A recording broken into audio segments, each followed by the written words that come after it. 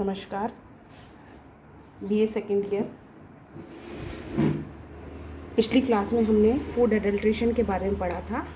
आज की क्लास में भी हम फूड एडल्ट्रेशन के बारे में पढ़ेंगे। ये लास्ट भाग है इसका, फूड एडल्ट्रेशन का। और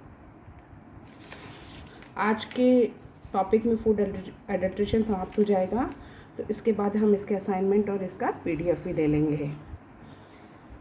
सबसे पहले आता है, पिछले क्लास में हमने पढ़ा था फूड एडल्ट्रेशन क्या होता है, फूड एडल्ट्रेशन की डेफिनेशन क्या होती है, किसके द्वारा इसका परीक्षण किया जाता है, कौन मिलावट के कौन से तरीके होते हैं, क्या क्या मिलावट होती है फूड्स के अंदर, इसके बारे में जानकारी प्राप्त करी थी। आज हम भोज्य पदार्थ की गुणवत्ता हेतु मानक पढ़ेंगे कि फूड एडल्ट्रेशन में भोज्य पदार्थ की गुणवत्ता के कौन कौन से मानक होते हैं और क्या क्या होते हैं। हमारी भारत सरकार ने सन 1954 में खाद्य पदार्थों मिलावट की रोक हेतु कानून बनाए थे, जिन्हें खाद्य पदार्थ निषेध अधिनियम कहा जाता है। 1954 में बनाया गया था। इसे prevention of food adulteration act भी कहा जाता है। मैसूर में केंद्रीय खाद्य तकनीकी अनुसंधान संस्थान CFTRI की स्थापना की गई। यहाँ मिलावटी खाद्य पदार्थों का परीक्षण टेस्ट किया जाता है। भोज्य पदार्थों की गुणवत्ता का मानक तैयार करने हेतु खाद्य एवं कृषि संगठन तथा विश्व स्वास्थ्य संगठन के संयुक्त तत्वाधान में अंतर्राष्ट्रीय कोड एलिमेंट्स कमीशन बनाया गया था। इस कमीशन का मुख्य उद्देश्य ये था कि उपभोक्ता के स्वास्थ्य को बेहतर बनाया जाए और भोजन की गुणवत्ता में वृद्धि लाई जाए तथा भोजन व्यापार को बढ़ावा दिया जाए। सबसे मेन उद्देश्य इसका यही था। इंटरनेशनल कोड एडल्ट्रेंट्स कमीशन ने सभी भोज्य पदार्थों के एक मानक तैयार किए। यह मानक भोज्य पदार्थों पर लगाए गए, चाहे वो कच्चे भोज्य पदार्थ हो या पके हुए भोज्य पदार्थ हों, प्रोसेस्ड हो या सेमी प्रोसेस्ड हो। इसके अंतर्गत भोजन को तैयार करके उनके संरक्षण हेतु परिरक्षक उपयोग करते समय, पैकिंग करते समय तथा संग्रह करते समय भोजन को दूषित होने से बचाने के लिए प्रावधान रखे गए हैं। भारत में भोजन हेतु मानक तैयार किए गए अंतर्राष्ट्रीय कोड एलिमेंट्स के ही परिवर्तित या रूपांतरित रूप है। इनमें से सबसे महत्वपूर्ण है खाद्य पदार्थ निषेध अधिनियम, फल उत्पादक ऑर्डर, एगमार्क तथा भारतीय मानक संस्था। ये कॉमन नाम है, ये हमने सुने होंगे, ISI मार्क होना, एगमार्क होना आदि। गुणवत्ता मानक, क्वालिटी स्टैंडर्ड्स।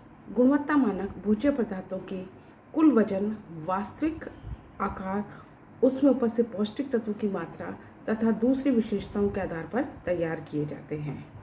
भोज्य पदार्थ की गुणवत्ता मानकों को समझने के लिए हम कुछ उदाहरणों को समझेंगे। पहले सबसे पहला उदाहरण हम लेते हैं, भोज्य पदार्थों की न्यूनतम तथा अधिकतम मात्रा निर्धारित करना। जैसे कुकिंग चॉकलेट में 50% से कम तथा 58 से अधिक कोको वसा का उपयोग नहीं किया जा सकता। ये फिक्स है, इसके आधार पर ही हम यूज़ कर सकते हैं। अगर इन मानकों का प्रयोग नहीं करेंगे तो वह हमारा परिरक्षण के अंतर्गत नहीं माना जाएगा। पैकिंग के तरीकों को परिभाषित किया गया। भोज्य पदार्थ किस तरीके पैक किए जाए उनको खराब होने से बचाया जा सके। भोज्य पदार्थ बनाने की विधि का वर्णन किया गया।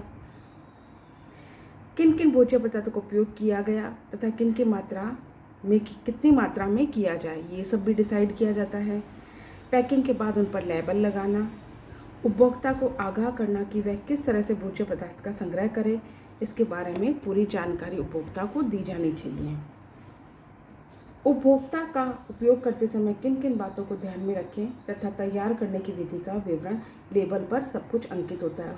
डब्बे के बाहर लेबल लगा होता है, उस पर यूज़ करने का तरीका लिखा होता है और कितने समय में वो ख़राब हो जाएगा यह भी लिखा होता है। उसकी मैन्युफैक्चरिंग डेट और उसके एक्सपायरी डेट, ये दोनों उस पर लिखी हुई होती हैं।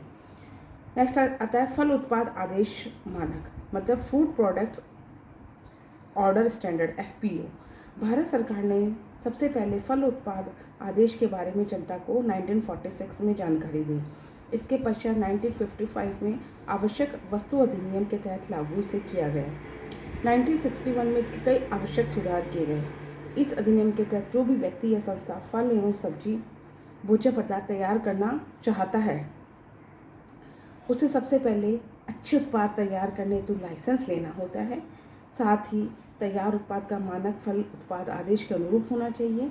यह उत्पाद तैयार करने हेतु मानक तैयार किए गए हैं जो भोजन की गुणवत्ता, स्वच्छता, सफाई, पैकिंग, लेबल लगाना आदि होते हैं। इसके लिए निरीक्षक की नियुक्ति की जाती है। वह उत्पाद का निरीक्षण करता है, तत्पश्चात उस पर तैयार माल पर CFTRI मैसूर भेजा जाता है। यदि उत्पाद सभी निर्धारित मानकों पर खरा उतरता है तो उस पर भी लेबलिंग कर दी जाती है, बाजार में उसे बेचने की अनुमति दे दी जाती है। वास्तव में PFA तथा FVO का एक ही उद्देश्य होता है। इन दोनों का उद्देश्य बिल्कुल समान होता है। इनका मेन उद्देश्य होता है कि भोजन की गुणवत्ता में सुधार लाना तथा भोज्य पदार्थों की उपलब्धता को बढ़ाना, है ना।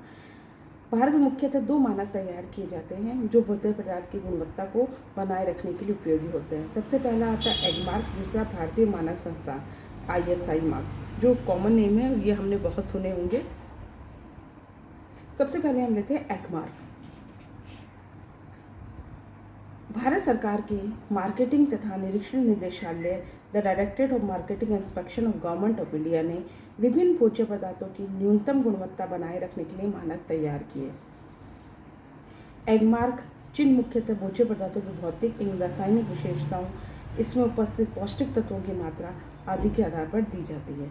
सभी कृषि उत्पादों को यह एगमार्क का चिन्ह दिया जाता है, जैसे खाद्य तेल, मक्खन, अंडा, मसाले आदि। इन पर यह एगमार्क का चिन्ह, अगर इनके प्रोडक्ट्स हैं अच्छी क्वालिटी के हैं और इनमें मसालों को, सबको, फ्रूट्स को, सबको अच्छे ढंग से प्रिजर्व कर कर रखा गया है, तो इन पे ISI मार्क लगाया जाता है, या एगमार्क लगाया जाता है। और इन्हें तभी दिया जाता है जब इनकी क्वालिटी बेस्ट होती है, उनको जांचा परखा जाता है। एगमार्क चिन्ह का अर्थ होता है खाद्य वस्तु अपेक्षित गुणवत्ता का है तथा इसके प्रयोग से उपभोक्ता के स्वास्थ्य पर कोई फर्क नहीं पड़ेगा और व्यापार में बढ़ावा मिलेगा और व्यापार के लिए वह लाभदायक सिद्ध होगा।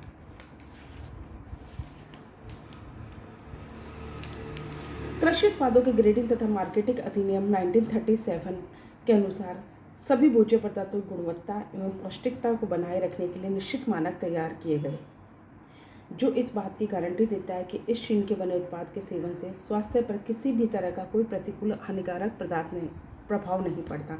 मतलब ये जो एगमार्क लगाए गए हैं उनसे ये पता चलता है कि जो भोज्य पदार्थ हमने बनाए हैं उनके ऊपर कोई हानिकारक व्यक्ति इसका सेवन करेगा तो उस पर कोई हानिकारक प्रभाव नहीं पड़ेगा, अच्छी क्वालिटी के होंगे।